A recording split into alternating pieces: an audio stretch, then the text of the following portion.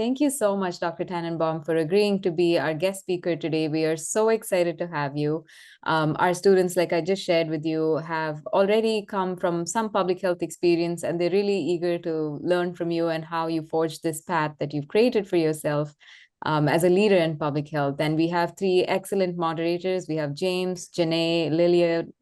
They've developed these questions that they're going to be asking you. And the Leadership in Action webinar series really is meant to be candid conversations. We'd like to ask you questions that we can't read about you in your CV or somewhere online. These are meant to be personal questions and really for guidance for people in this climate, especially for how they can you use this situation to their advantage and how they can emerge as public health leaders in the current scenario. So I'm really excited to have you be our speaker today, and I will turn it over to James to introduce himself. Okay, good afternoon and good evening to everyone. My name is James Young. I'm a native New Yorker, 50 years old. I'm a third-generation combat veteran. I served with the United States Army in the 4th Infantry Division Mechanized, and I served in Iraq from 2005 to 2006, November. Sorry. I graduated from Metropolitan College of New York with a bachelor's in business administration for healthcare systems management in 2014. I also graduated from Columbia School of Social Work with a Master of Science in Social Work in 2019. I specialized in advanced generalist practice and programming, specializing in veterans, families, and geriatrics. After that, in 2019, I worked as a veterans liaison with the Metropolitan Jewish Health System, and I connected all of the VA hospitals, clinics, and vet centers with New York Vet Connects with the New York City Mayor's Office. But also after that time in 2022, coming off of the pandemic, I served with Heights and Hills Incorporated in Brooklyn, and I took care of 60 cases of seniors, caregivers, and families. My last employment was with the Department of Veterans Affairs, working in the Veterans Benefits Administration. I was a veteran service representative, and my task was developing and evaluating veteran claims for service-connected disability in 2023. I also love and became experienced in public speaking, and I brought those skills with me to the OMPH program here at Brown. Thank you. Thank you, James. Thanks, James. All right, Janae? Awesome. Good afternoon, everyone. My name is Dr. Janae Carpenter. I'm a higher education professional, focused on systems and strategies, really focused on equity, leadership, and experiential learning. I currently serve as a portfolio manager at Chapin Hall, an independent policy research center, advancing equity for child and family well-being. I'm also a university educator and a Master's of Public Health in the OMPH program. And super excited to dive more in today about public health communication and structural equity. So I'm happy to help guide the conversation and be a partner with Dr. Tannenbaum today. Thanks so much, Janae. Lilia? Yes, hi everyone. My name is Lilia Falcon. I'm a second year public health student here at Brown. I graduated from the University of Connecticut with a bachelor's degree in public and allied health sciences and molecular and cell biology. I came to this program with a background in clinical research and community-based healthcare. I've worked with diverse populations of underinsured and uninsured immigrants. And most recently, I just became a first-time mom, so that really developed my sense of passion and interest in maternal health and strong passion for the health equity and cultural responsive communication. So I'm very excited to be part of this webinar today. So thanks. Awesome. Thank you so much, Lilia. Thank you to all our moderators for your introductions. I greatly appreciate that. I'm going to introduce Dr. Tannenbaum, and then we'll dive into some questions. So Dr. Barbara Tannenbaum is a renowned expert in persuasive communication and a longtime member of the Brown University faculty. I think it's also important to note that while the study and practice of communication has a place in public health. Dr. Tannenbaum's career is in communications.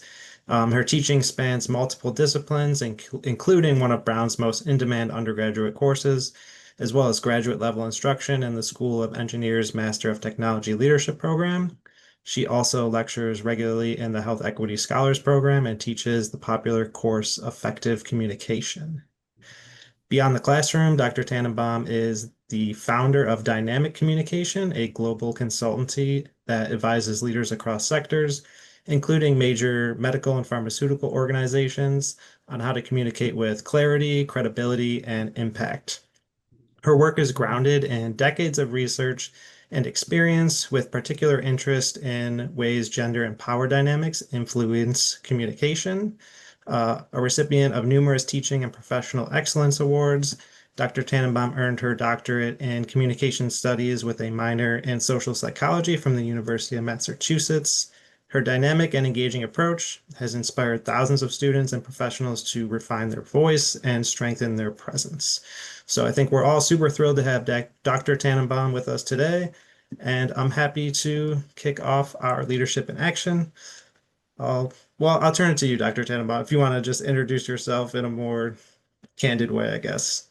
Well, I guess you'll get to learn a lot about me with the questions. I'm delighted to be here because public health is of everyone's concern. We are in crises now, and we need to hear strong voices and voices of leaders because sometimes those voices don't have quick paths to the public. And so we need to find ways to make those paths, and then when given the opportunities to speak out strongly. That's great. Thank you. I will turn it over to Lilia to start our first batch of questions. Great, thank you, Dylan. So we would like to know a little bit more about your background. Could you please tell us about a pivotal moment or influence in your life that sparked your interest in communications and public speaking specifically? So I think one of the things I would like to share about me is that I was adopted. Nobody knows much about my early history, but having met genetic relatives finally the past few years, my parents kept my sister and gave me away. And so I was adopted. I was born in Paterson, New Jersey.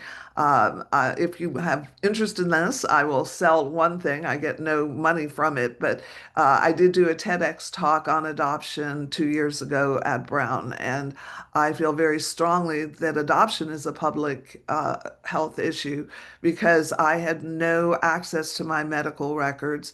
If you're unaware, in many states still they will take the original birth certificate when someone is adopted and issue a new amended birth certificate, which says that the adoptive parents gave birth to the child, which is a total fantasy. And especially, I have two adopted children. That was my first choice. I don't know whether I could birth them or not, but when one is given a gift, one likes to pass it on. My children are multiracial. If you look at my family, there's no way we could have birthed them, but still the myth exists on their birth certificates, and it makes it hard to get medical records. When I finally got through the state of New Jersey after many, many years of Chris Christie vetoing the legislature who said that we could open the records, I finally got access to my original birth certificate and found out that everything on that was also a lie, except my bio mom's first name. So I had been searching for years for a woman who didn't exist. Her name was made up, her husband's name was made up, his occupation, everything was made up. So I'm telling you this because I think in some ways being adopted allowed me to identify with more different kinds of people because you realize the arbitrariness of being born into a certain set of genes versus another set of genes.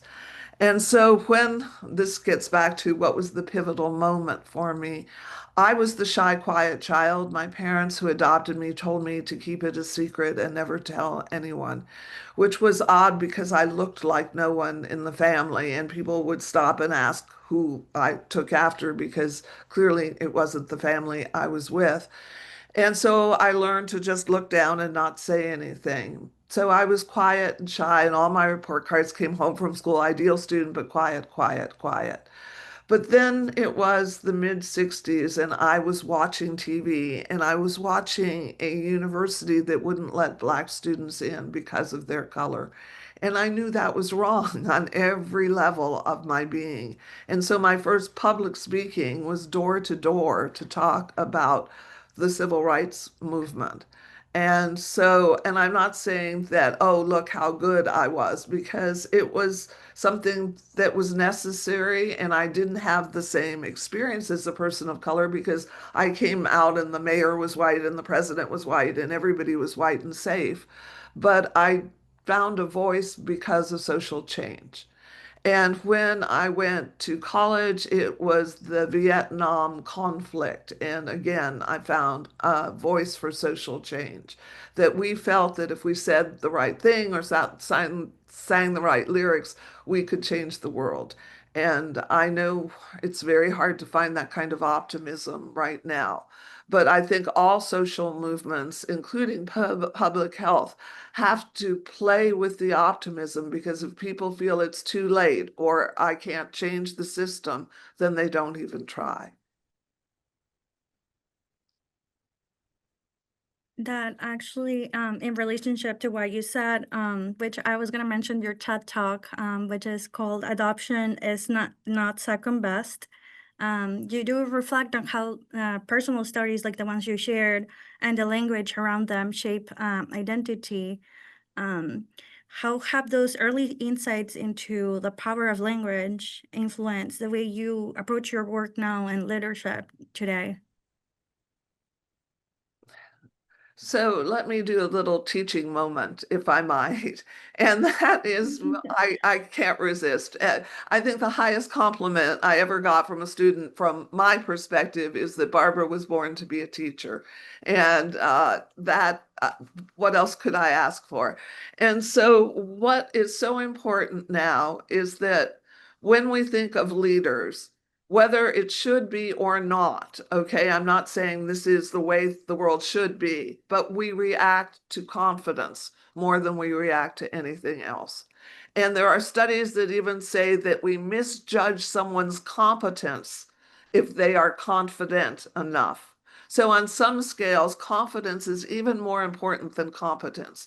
And I am ashamed to say this as an academic, right? So I don't want to say be incompetent, but I am saying that if the only people who are showing confidence are not the most competent, that those of us who are learning, who are going to school and programs like this, need to find voice too. So let me do a little instruction about things that take some of that appearance of confidence away. One is refusal to make direct eye contact. Now, I know that we communicate on a spectrum, all of us. I know that with neurodiversity, it is very hard often to make eye contact. But what I have found, and I have not yet written on, is for many of my students who would describe themselves on the spectrum, this working with Zoom has become a superpower, because I am struggling to keep my eyes right now on that camera. But I find that my students and my TAs who are on the spectrum lock into the camera because the boxes distract them. They don't want to look at the people, and this is an amazing tool. But it doesn't have to be. If you, like me, are still shy, I had to learn to do this. I taught a class in interpersonal communication. The students said, "We love you, we love the class. You don't look at us when you talk to us." Because for me, this is what I call the ostrich theory of communication. If I'm not looking at you, you can't see me. Well, of course you can, but it's hard. So I now look at that metaphorical third eye when I talk to people, because it's less intense than looking them right in the eye. And I'm not saying that we can't break. We don't want to do the cat stare. The cat will always win, right? Usually when we listen, we give full eye contact. When we talk, we break it occasionally. But sometimes people are gone too long. And so I got called back like a pigeon by people who love me. Barbara, Barbara, Barbara. And the wonderful thing about communication is anyone can learn these tools. I also want to mention what I call power zappers, things that make us seem less confident. And here, if you want to, you could start with your own emails. Words that are unnecessary. The least powerful word in the English language, 4 letters, J-U-S-T, I just, it just, I just think. Well, clearly unimportant. Even I think. Full disclosure, I do work with politicians. I say, would you vote for someone who says, I think I have a plan for the economy? I believe I have a plan for education. No, I have a plan. Plans succeed or fail, they change or not, but I have a plan. Rather than what we're trying to do, no one wants to invest in the trying. What our plan is, what our goal is, what we've been accomplishing. Here's where we are along our plan. So use powerful language. My parents broke me of at an early age when they said, no, Bobby, my family name, we don't know. And if we do know, why are you telling us? Hated it then, grateful now. What are some of the others? To be honest. Oops, I thought you were honest. If this is the honest part, what's the rest?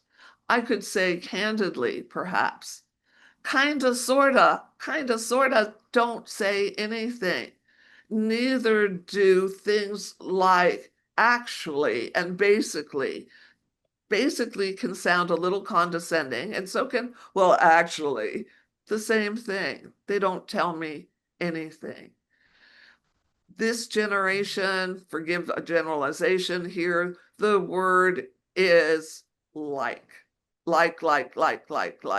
It's not like. We need to land on words. And if I could add one group more to the list, it would be very, really pretty. Pretty is a weak modifier. Someone said recently, issue is pretty important. Important adds power, pretty takes most of it away. So how can I sound confident rather than this is really, really important, because then I'm putting the vocal emphasis on the word really rather than the important word. Lower my pitch, not necessarily so it's a gender thing, but as we age, many of us need glasses. There is concomitant hearing loss at the same time, usually in the upper registers first. I have been on panels where older men have said, Barbara, you were the only woman on the panel I could hear. So make sure your voice is heard. So we don't land on it. This is important. Don't be afraid to pause. Many of us are so afraid or silence that we fill it up. And what's the bad news here? That 10 ums in a presentation starts leaching that trustworthiness and that sense of confidence. And so we need to not say we're confident and we know things we don't know. I think there's an edge here to fall over. So let me be clear about that.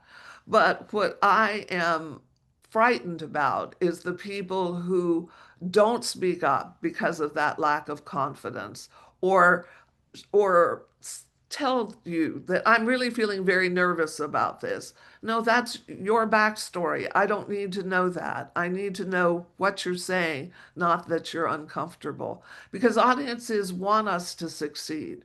You want to come away having learned something during our podcast or whatever. And so it's ours to take advantage of.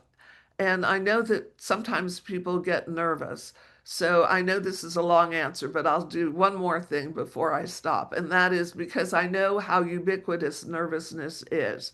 I want to talk about a study that was done out of the Harvard Business School by a researcher named Alison Brooks. And when she was an undergraduate, she sang in an a cappella group.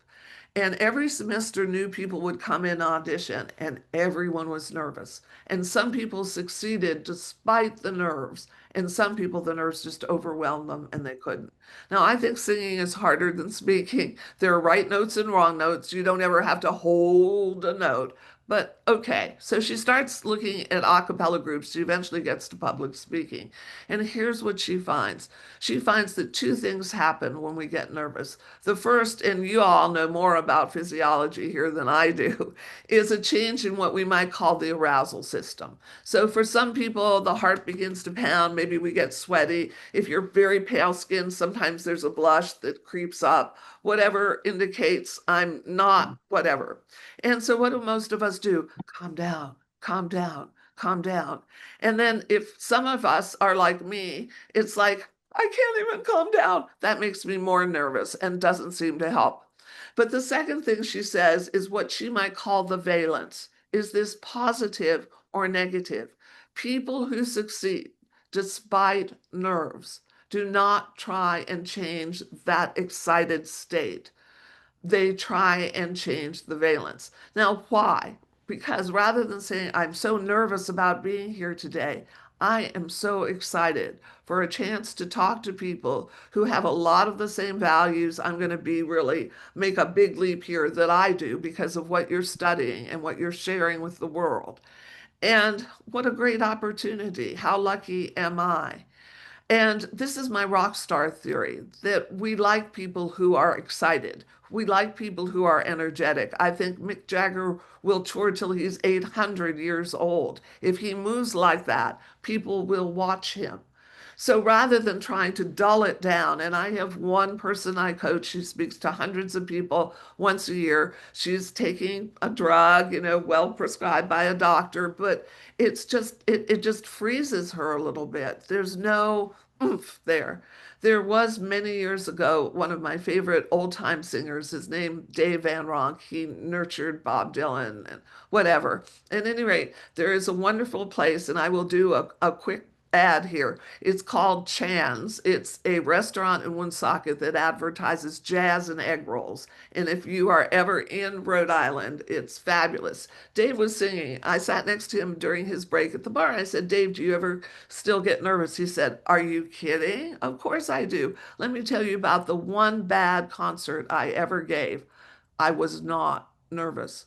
There was no energy between me and the audience. And it was like, okay, what do I play next? And then next, and then next. So learn to use it. And I want to close this section with a quote that is on the cover of my university syllabus. This will be my 55th year teaching at Brown.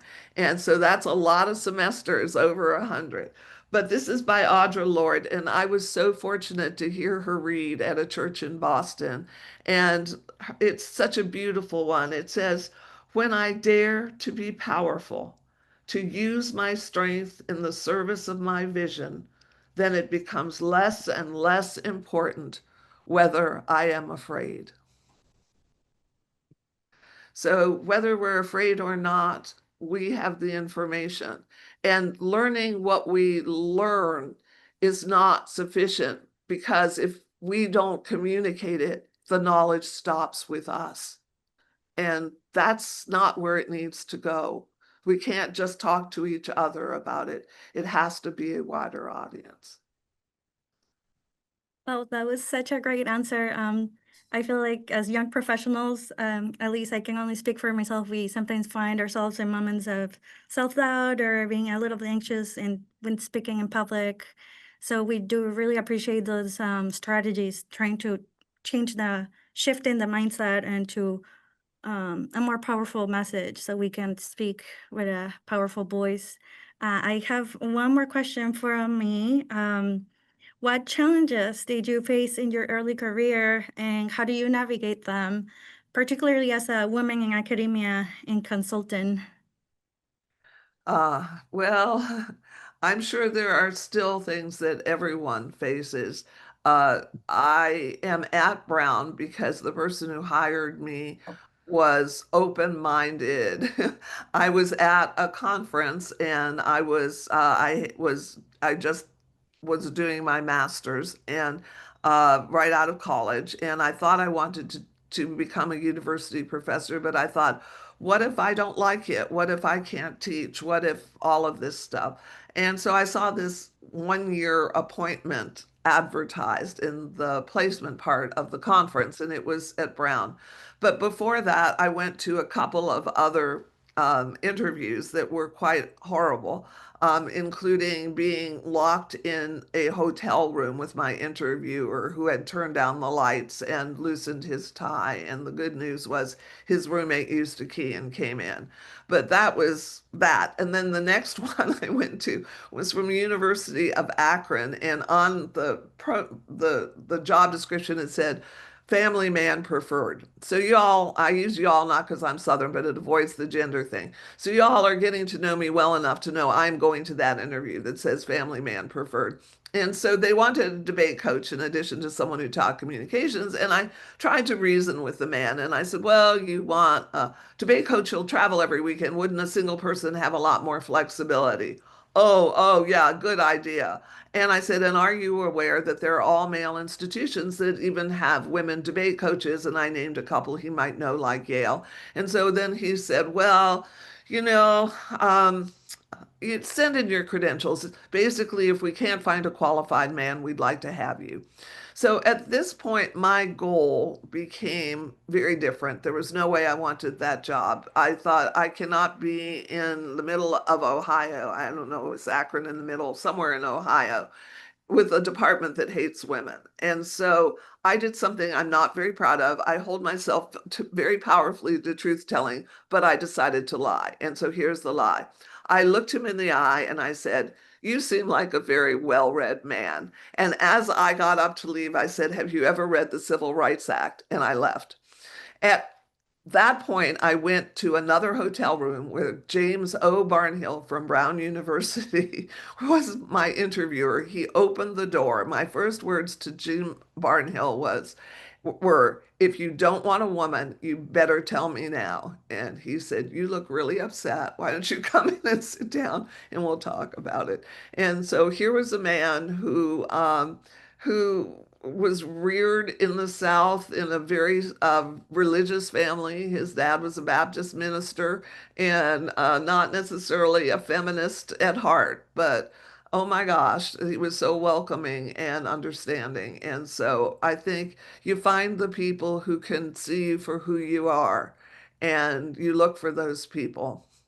And then you help support someone else when you can see who they are as well. Yeah.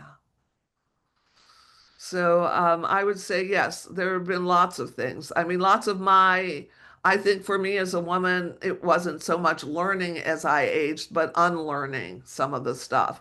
Like unlearning apologizing to a table if I walked into it.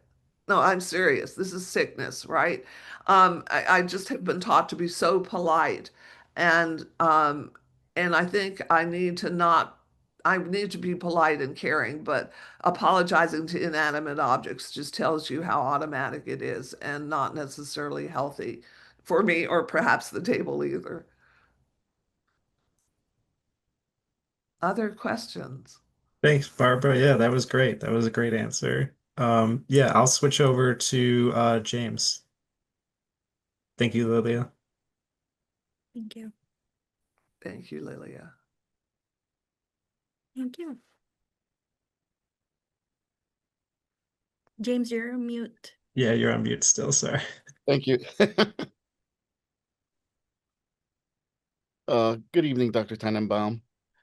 I read How to Think Like Socrates, Ancient Philosophy as a Way of Life in the Modern World by Donald Robertson. He discusses communication and speech through the lens of critical thinking through asking logical questions. He also points out the harm behind the use of rhetoric when we at times address the masses. What are your thoughts on these ideas? Well, I think rhetoric's gotten a bad name. So if you want to go back to the philosophers, I'll go back to Aristotle. And I define rhetoric the way Aristotle does, which is all of the available means of persuasion. all of the available means of persuasion. So a sit-in is rhetorical and persuasive. You don't even need to speak. A billboard. I was working in India, and right after there was a horrible killing of a woman on a bus, and she was actually in the medical profession. Took her a while. It was horrible, but the billboard, I'll never forget, the most powerful one I'd ever seen. 4 words: "Wake up, she's dead." Wow. So you don't need a lot of words, but rhetoric is persuasion. Should it be truthful persuasion? Yes. When Aristotle wrote his book, The Rhetoric, he said, all things being equal, and I will say that it was very gendered at that time, the man with truth on his side will always win out. But then the rest of the rhetoric is a handy dandy guide to make sure that happens. So I think what's frightening is that there are many logical appeals, but there are many people who do not base everything on logic or certainly on truth. And so Aristotle tells us that there are 3 kinds of appeals that we make. One indeed is logos or logic, and I am all for that. But people don't stop and lay out logical arguments, and so that becomes a problem. The second way, and he says, which is the most important, he calls ethos or credibility. So it doesn't matter how good my logic is if you don't trust me. It doesn't matter how good my logic is if you think I'm making it up or I'm talking to a different audience or any number of other things. So how do we, and this has been studied in my discipline, what are the components for credibility? And here they are. The first one, thank goodness, still is expertise. Now, it always tests, but I'll let you decide if you think that the people around you are always making decisions based on expertise. And I think in public health, we need leaders who are very much grounded in expertise. And that's important to me, and I think to many of the people who are studying it currently. So I always say expertise is made up of 2 subbies: education and experience. And it used to be when I was coming up, if you went to a doctor's office or a lawyer's office, all you saw were diplomas. Now we see fewer diplomas because experience has gotten to be more important. So if I need surgery, I am less concerned with where the doctor went to medical school, although of course if somebody came from Brown or Brown Public Health, that would be an exception. But more about how many times that surgeon had performed that surgery successfully in the past couple of years. So experience. The second thing that always tests is trustworthiness. So how then do we get people to trust us in this day and age? Well, if it's possible, and here I want to thank Dylan, it's better to have someone else introduce you than for you to introduce yourself, because it's very much, if you all know Dylan and think, wow, he's speaking highly of her and he doesn't always do that, then I can sort of ride his coattails and spin off of his credibility a little bit. Secondly, it's hard for some of us, and here I'm going to put gender in the mix and race and ethnicity in the mix, for some of us to sell ourselves in terms of our credibility. And every January I work at Wellesley in the Madeleine Albright School of Global Affairs, and one of the deans said these women are so smart, but they can't self-promote in job interviews. So here's the metaphor I made up for the Wellesley women. I now use it for everyone, gender aside. If you have trouble selling yourself, sell yourself as if you're selling your best friend. That would be easy. You wouldn't say, well, it wasn't such an important study, or maybe it could have had a bigger sample size, or all of the things horrible things we say to undercut our own power. Because somehow, for me, being a powerful woman, was something I would keep pulling back from in any number of ways. Owning that was very difficult for me. Even the word leader became a scary kind of thing. I wanted to be cooperative, not just a leader. But it's wonderful to be a leader. I set all the rules in my classroom. I should say I teach my classes only satisfactory, no credit, or pass fail. I believe in learning a basic skill like communication. We learn better cooperatively than we do competitively. And so my students cheer each other on, even students who have different challenges, whether I've had stutterers, I've had all kinds of people who are working from different places, and they have all managed to celebrate their learning styles and their growth in the class.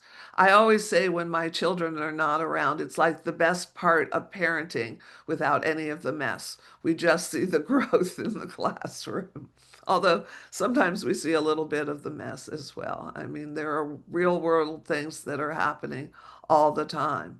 I had a student from a grad TA 2 semesters ago from Israel. I contacted her recently to see how her family was doing. This past semester, had one from Iran. I contacted him to see how his family is doing. And so it's very much people in the communication classes talk about what's important to them, and I learned so much. One of my students, they have to do a speech to get us to act, convinced me to go do Narcan training, and I did. hmm Because why not? That's a public health issue. We should all know how to do it. It absolutely. I mean, there's so few things that we can do things about that when we can do things about them, we ought to be, again, getting those positive experiences that empower us rather than feel so overwhelmed that we get stuck. Thank you so much for that, Doctor. How do you tailor your communication strategies for diverse audiences, from undergraduates to senior executives at medical and pharmaceutical organizations? So one of the things that I do is I change my examples. So I use examples that are more relevant for them. So I was asked to work with scientists at I won't use the name of the place, but it's a research place, and they do fabulous research. And they had had a training, a media training that was a disaster. As a matter of fact, the organization sent me the video of the training, and the 2 people doing it just lost total control. It was a nightmare. Now, someone has donated money, a member of the board of directors, to get them trained by me because I do a lot of work in nonprofits, and my name gets passed around, whatever. And so I'm warned that these scientists really don't want this training. They want to spend the time on their research because it's going to be a lot more productive. And so what do I know and what can I tell them? When I was talking about credibility, there are other ways of credibility too. One is similarity. We believe people we think are like us. And so your question about how do we appeal to diverse audiences, we find common ground with those diverse audiences, and we recognize the differences as well, because we learn more from people who are different than people who are always just like us. But we like people better who are like us, which gets to be a problem because then we hire people who are like us because we like them better, and then things don't ever change at the top. So there are good news and bad news about all of this common ground. But I was called upon, and I was told they were going to be very resistant having to come to this training.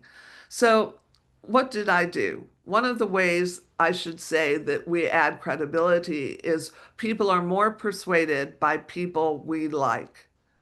And so one way to get people to like us is to like them. So whenever I meet an audience, I think about something in that audience that I like. With you all, that was easy. You're doing good work, right? But sometimes I have to stretch a little bit more to find that common ground. So I said to the scientists, And they like genuine compliments, not this is the best looking group I've ever seen. But I said, I want to thank you all for the hard work that you're doing. And they are working to particularly save the coral, and only 5% of the coral, for example, are left in the state of Florida. So I really am grateful to them for the work that they're doing. And I said, I, like you, here's the similarity, wish the science were enough. But if that were true, we would all be vaccinated. Yes. If that were true, the climate would not be in the same crisis it is now. We have enough data in both of those areas to know what we should be doing, right? So they immediately, what could they say? They're right. They're frustrated too because people are not taking the data seriously. And so I found that common bridge, which was absolutely true. I do respect the work they're doing. It was a genuine compliment. And I wish that it was enough because sometimes it feels like no one cares about truth much anymore. And science. I mean, we need to look positively at this experience today. But with things being cut for research, it's very difficult. It's very difficult. So we have Thanks. to make hope if we can't find it. Yeah, that was well said, Barbara. I appreciate that. James, if you're okay with it, since we're running out of time, I feel like I want to let Janae get a couple questions in. So I'm gonna hold your third question for the moment. Okay. So Janae, if you want to ask, I would Awesome. say pick the two of the most important out of that four, maybe.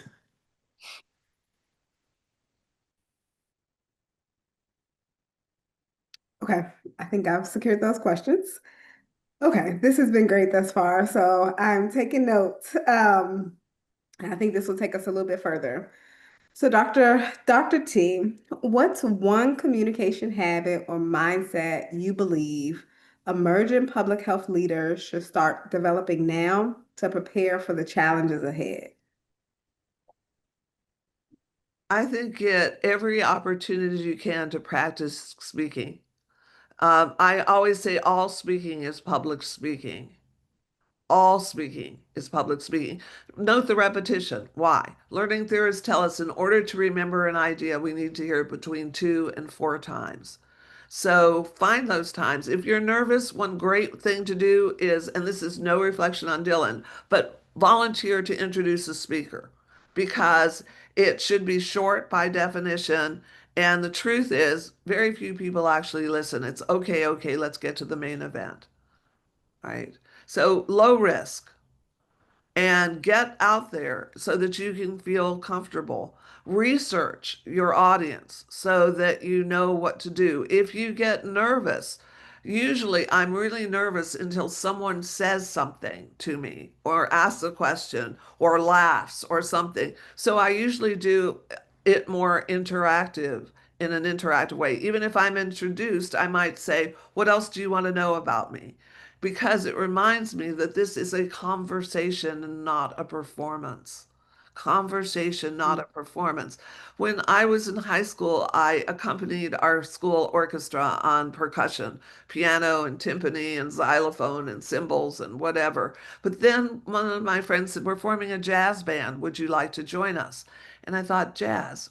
At a certain point, I do my solo. I leave in X measure in a certain key. I come back after Y measures in that key. No one knows what it's supposed to sound like. And that's the way we need to feel about speaking. We don't expect perfection when we write. We expect to go back and review and edit, but when we speak, we want it to be perfect. And that's so unfair to us and to everybody else. But if I make it a conversation, I find out more, I can tailor more. And something I want you all to remember is we need to meet people where they are, not where we wish they were. Repeat. Meet them where they are, not where we wish they were. Wow. Awesome. So good. So good. Okay. So, in public health, our ability to communicate clearly can literally save lives. What lessons from your work on persuasive speaking translate most directly to the high stakes, mission-driven communication? So I've been giving you bits and pieces of Aristotle. He had logic was one of the two. He had one of the three. Credibility was the second of the three, but the third one is pathos or appeals to the emotions. We cannot out logic feelings. Yeah. We need to meet emotional arguments with emotional arguments. When the Democrats were running for president for many cycles, their goal was in debates to win the argument. The Republicans were smart enough to know the goal was to win the audience.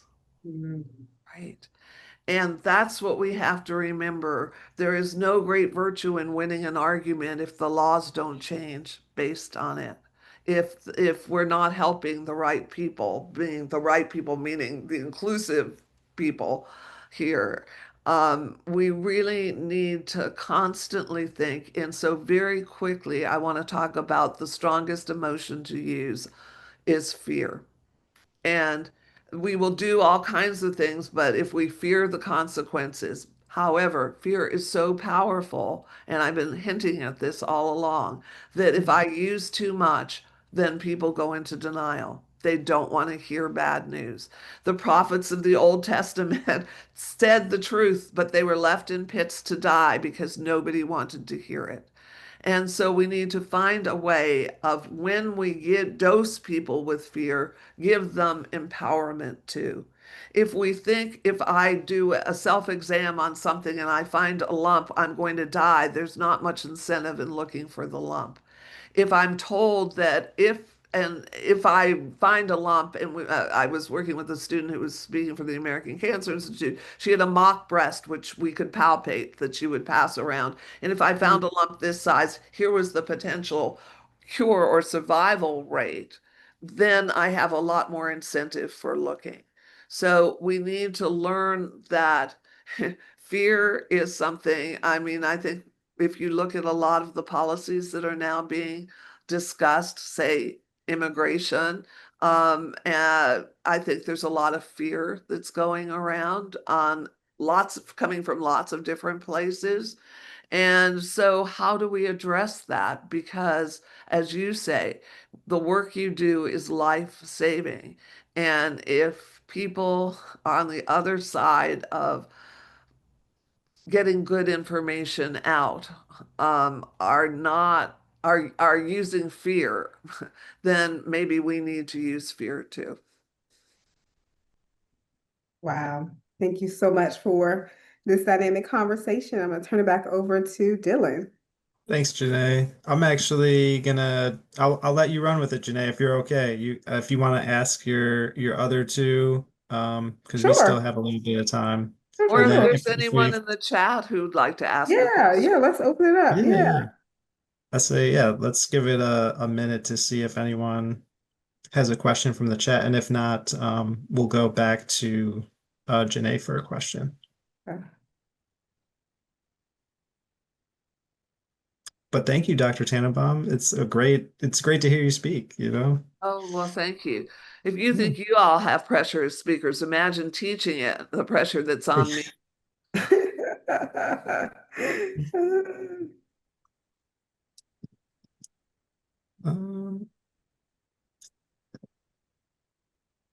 I don't see any questions, so I'll put it back to you, Janae. Awesome. My last question, what advice would you give to students who struggle with public speaking and self-confidence in leadership roles? And we spoke about this a little bit before, so if there's anything that you want to add to elaborate, I think that would be perfect. I think just to remember not to fight those symptoms that come up for you. If you were running a race and you were waiting for the signal and your heart begins to pound and you're getting all of those, you go, great, I'm going to have the energy I need to finish the race. But when those same physiological things start happening and we try and put them down, we put ourselves into what I call physiological confusion, right? I am now working harder than anyone else in the room, so to speak. And I need that energy. I'm often put at the dreaded 4 o'clock slot at conferences because people say, Barbara, no one has your energy.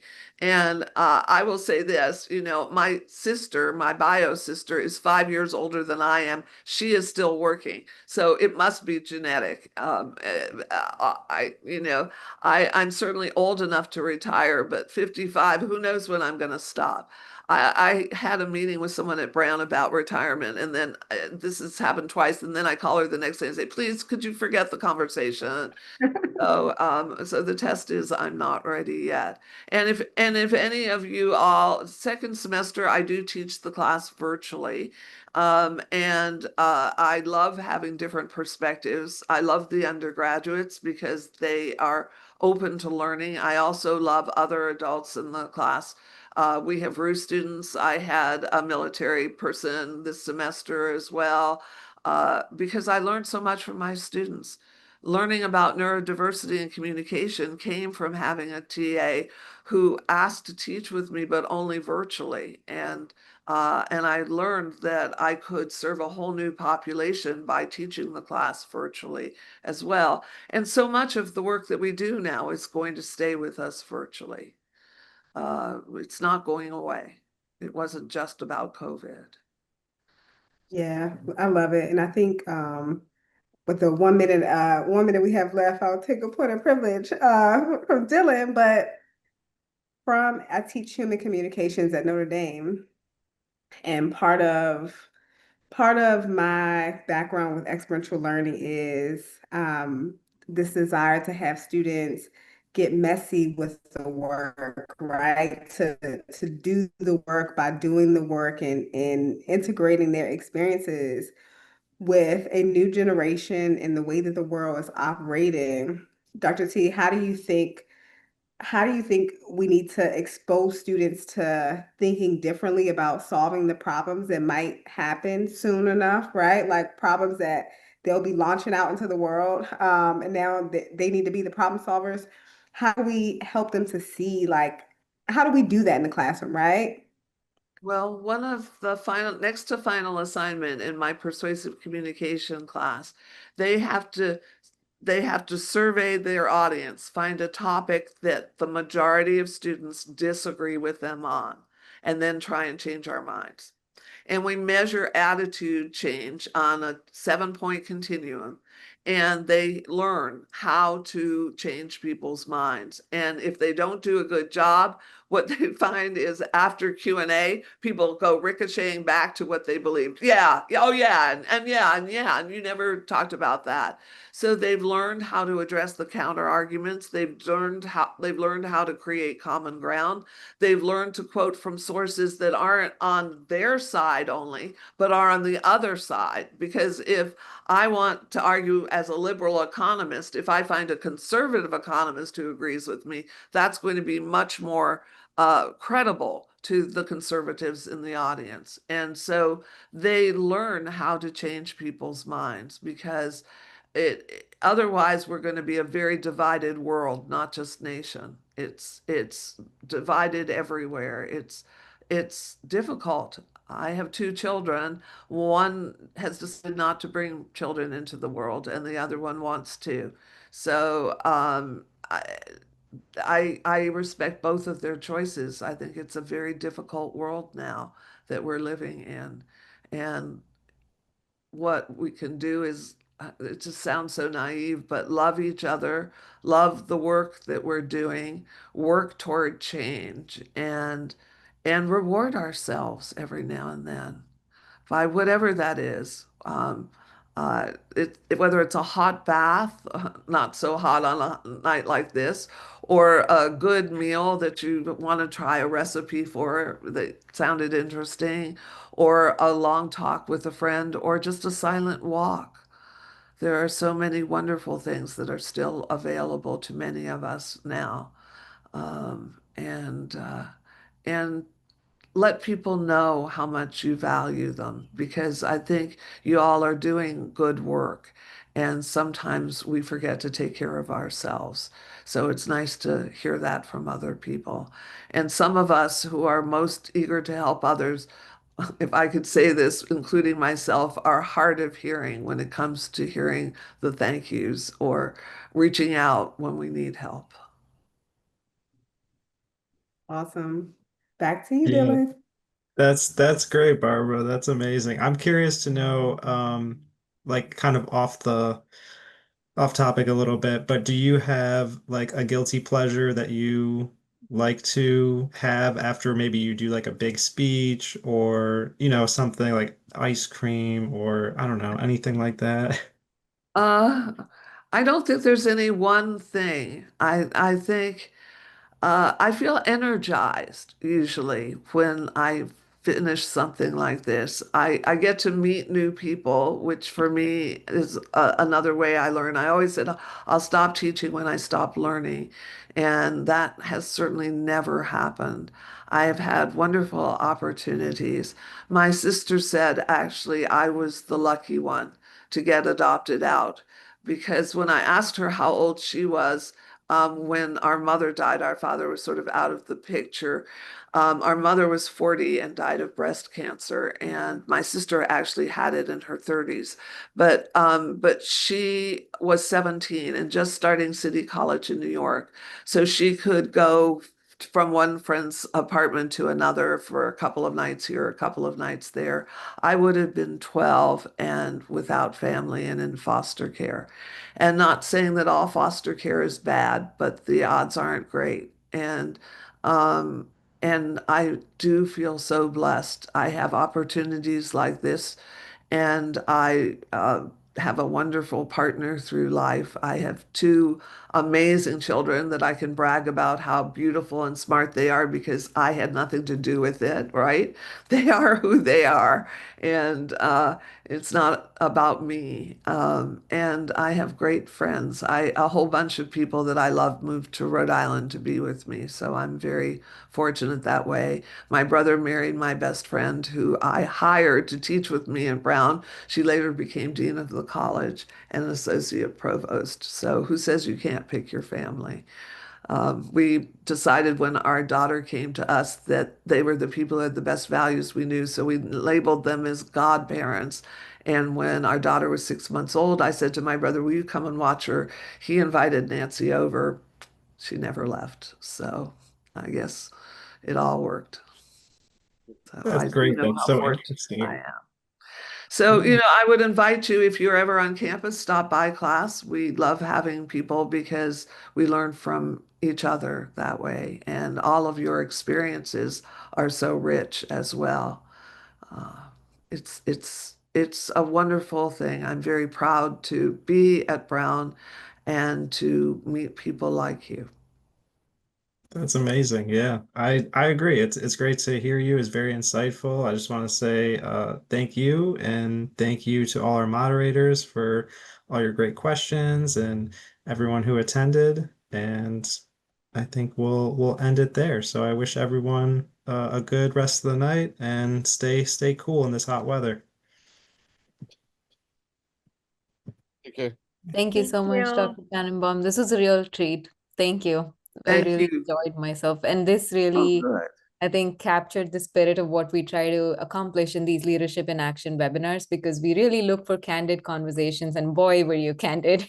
You really got personal. You shared such great stories. We love hearing personal stories of our speakers and getting to know the personal side of things. We know about you as an academic, but hearing about your life, and right off the bat, you became really honest and you shared so many things, and it was really impressive. Thank you so much for this. Thank you for the feedback. And if anyone would send me the chat, that would be great, or any feedback that you get.